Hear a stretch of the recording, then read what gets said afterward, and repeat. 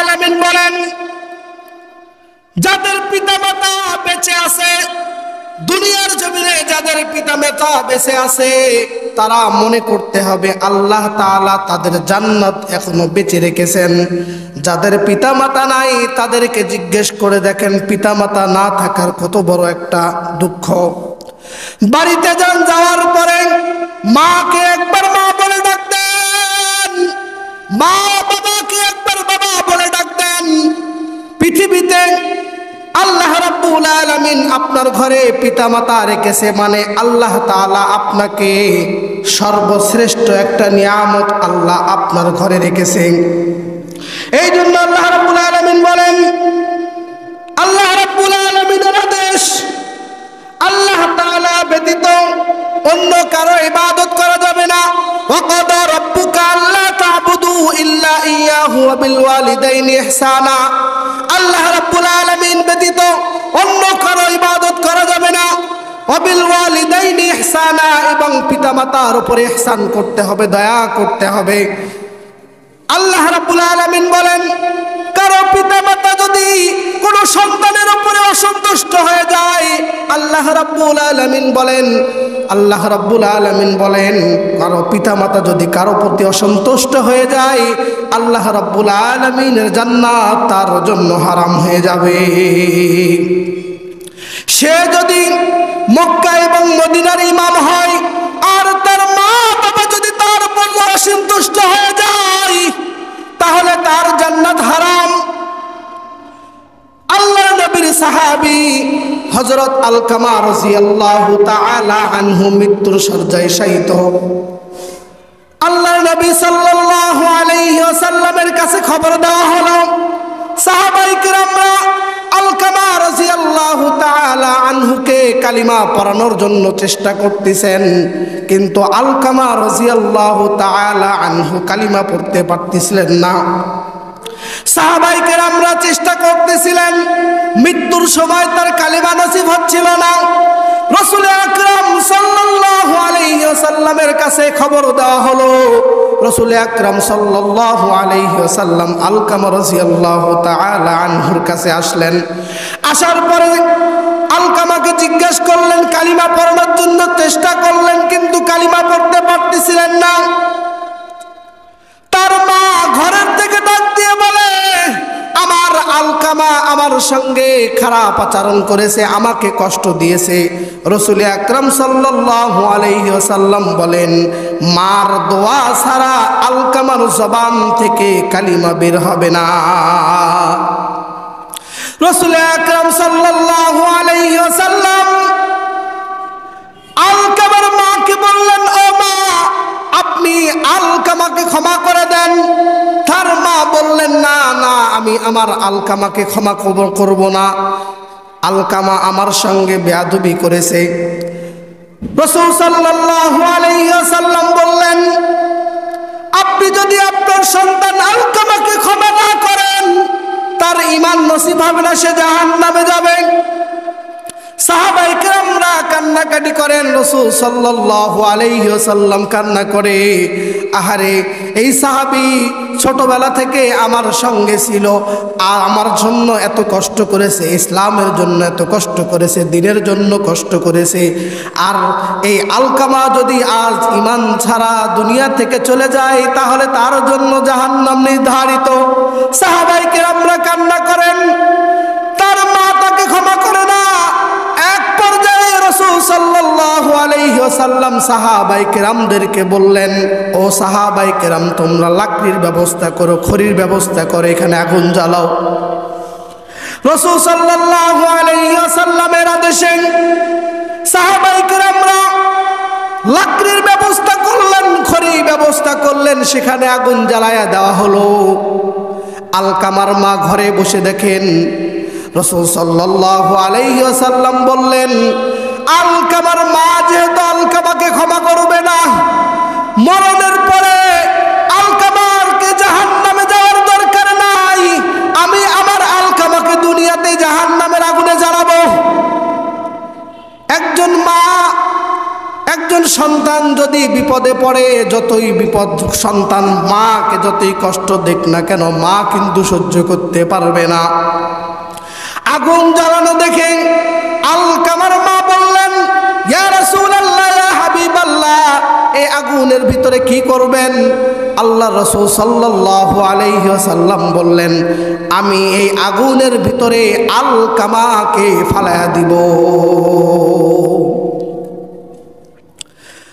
আলকামার মা তখন দেখলেন দপদপ করে আগুন জ্বলে। আলকামার মা বললেন, ইয়া রাসূলুল্লাহ, ইয়া হাবিবাল্লাহ, আমার সন্তানকে আমি মাফ করে দিলাম। তখন যখন আলকামার মা বললেন, আমি আমার সন্তানকে মাফ করে দিলাম, আলকামার জবান থেকে সঙ্গে সঙ্গে বের হয়ে গেল, লা ইলাহা ইল্লাল্লাহু মুহাম্মাদুর রাসূলুল্লাহ সাল্লাল্লাহু আলাইহি ওয়াসাল্লাম। আলকামার মা যখন আলকামাকে ক্ষমা করে দিলেন, ক্ষমা করে দেওয়ার সঙ্গে সঙ্গে আলকামার জবান থেকে কালিমা উচ্চারণ হয়ে গেল। এই জন্য যারা মা বাবাকে কষ্ট দেন তাদেরকে বলবো, ও দুনিয়ার সন্তানরা, মা বাবার সঙ্গে খারাপ আচরণ করিও না। মা বাবার সঙ্গে যদি তুমি খারাপ আচরণ করো, তুমি মক্কা শরীফের ইমাম হও, মদিনার যদি ইমাম হও, তুমি যত বড় হাজী হও না কেন, তুমি যত বড় আলেম হও না কেন, মা বাবার সঙ্গে যদি সদাচরণ না করতে পারো, আল্লাহর জান্নাত তোমার জন্য হারাম। রাসূল আকরাম সাল্লাল্লাহু আলাইহি ওয়াসাল্লামের কাছে সাহাবীরা জিজ্ঞেস করলেন, ইয়া রাসূলুল্লাহ, ইয়া হাবিবাল্লাহ, আল্লাহর পরে আমি সবচেয়ে বেশি সম্মান কাকে করব? রাসূল আকরাম সাল্লাল্লাহু আলাইহি ওয়াসাল্লাম বললেন, উম্মুকা, তোমার মা। আবার বললেন, কাকে সম্মান করব? সাহাবায়ে কেরামরা দ্বিতীয়বার আবার বললেন। রাসূল সাল্লাল্লাহু আলাইহি ওয়াসাল্লাম বললেন, উম্মুকা, তোমার মা। সাহাবায়ে কেরামরা তৃতীয়বার আবার বললেন, ইয়া রাসূলুল্লাহ, ইয়া হাবিবাল্লাহ, তারপরে কাকে সম্মান করব? রাসূল সাল্লাল্লাহু আলাইহি ওয়াসাল্লাম বললেন, উম্মুকা, তোমার মা। তিনবার রাসূল সাল্লাল্লাহু আলাইহি ওয়াসাল্লাম মার কথা বললেন। সাহাবায়ে কেরামরা আবার জিজ্ঞেস করলেন, ইয়া রাসূলুল্লাহ, ইয়া হাবিবাল্লাহ, তারপরে কাকে সম্মান করব? রাসূল সাল্লাল্লাহু আলাইহি ওয়াসাল্লাম বললেন, এরপরে আল্লাহ রাসূল সাল্লাল্লাহু আলাইহি ওয়াসাল্লাম বাবার কথা বললেন। 4 নম্বরে গিয়ে বাবার কথা বললেন। রাসূল সাল্লাল্লাহু আলাইহি ওয়াসাল্লাম মার কথা কেন বললেন? কারণ একজন মা তার সন্তানকে নিঃস্বার্থভাবে ভালোবাসে, ঠিক কিনা? এই যে শীতের রাত, গভীর রাত, আপনি যখন বাসায় যাবেন, দেরি করে বাসায় ফিরবেন, বাসায় ফেরার পরে যদি আপনি দেখবেন দুনিয়ার সমস্ত মানুষ ঘুমায়া গেছে, একজন মানুষ জেগে আছে, সেটা হলো আপনার মা। কারণ মা তার সন্তানকে নিঃস্বার্থভাবে ভালোবাসে। আপনার মা আপনাকে 10 মাস 10 দিন তরমুজের মতো করে আপনাকে পেটের ভিতরে লালন পালন করেছে, আপনাকে খাইয়েছেন।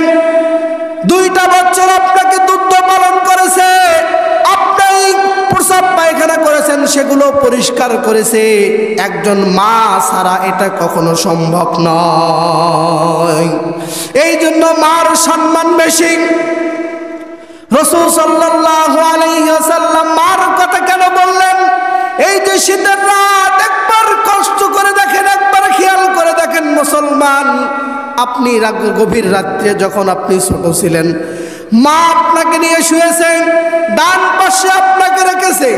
আপনি যখন প্রস্রাব করে দিয়েছেন, আপনার মা আপনাকে ওই গরম জায়গা থেকে সরে নিজের জায়গাটা আপনার জন্য রেখে দিয়েছে। আপনার মা কিন্তু অভিযোগ করে নাই। আপনার মা আপনার জন্য কত কষ্ট করেছে, নিজে না খেয়ে আপনাকে খাওয়াইছে। আর এই মাকে কেমন করে কষ্ট দেন? কারণ রাসূল সাল্লাল্লাহু আলাইহি ওয়াসাল্লাম বলেন, জান্নাতে যাওয়ার সর্বপ্রথম সর্বশ্রেষ্ঠ রাস্তা হলো, কারো মা বাবা যদি কোনো সন্তানের প্রতি খুশি হয়ে যায়, আল্লাহর জান্নাত তার জন্য খোলা রয়েছে। বলুন সুবহানাল্লাহ। আর মা বাবা যদি অসন্তুষ্ট হয়ে যায়, ওই সন্তান আল্লাহর জান্নাত লাভ করতে পারবে না। কারণ মা বাবা হলো জান্নাতে যাওয়ার রাস্তা। আপনি পিতা মাতাকে কষ্ট দিবেন, আপনি মাকে কষ্ট দিবেন, আপনি যদি কাবা শরীফের ইমাম হন, আপনি কখনো মরণের সময় আপনার ইমাম নসিব হবে না। পৃথিবীতে একজন ব্যক্তির দোয়া, একজন মা যদি সন্তানের জন্য দোয়া করে, আল্লাহ তাআলার কাছে হাত তোলে, হাত তোলার সঙ্গে সঙ্গে বন্দুকের গুলি মিস হতে পারে, মার দোয়া মিস হতে পারে না। কোনো সন্তান যদি বাবা মার জন্য দোয়া করে, এই দোয়া আরশে আজিমে চলে যায়, এর ভিতরে কোনো পর্দা থাকে না।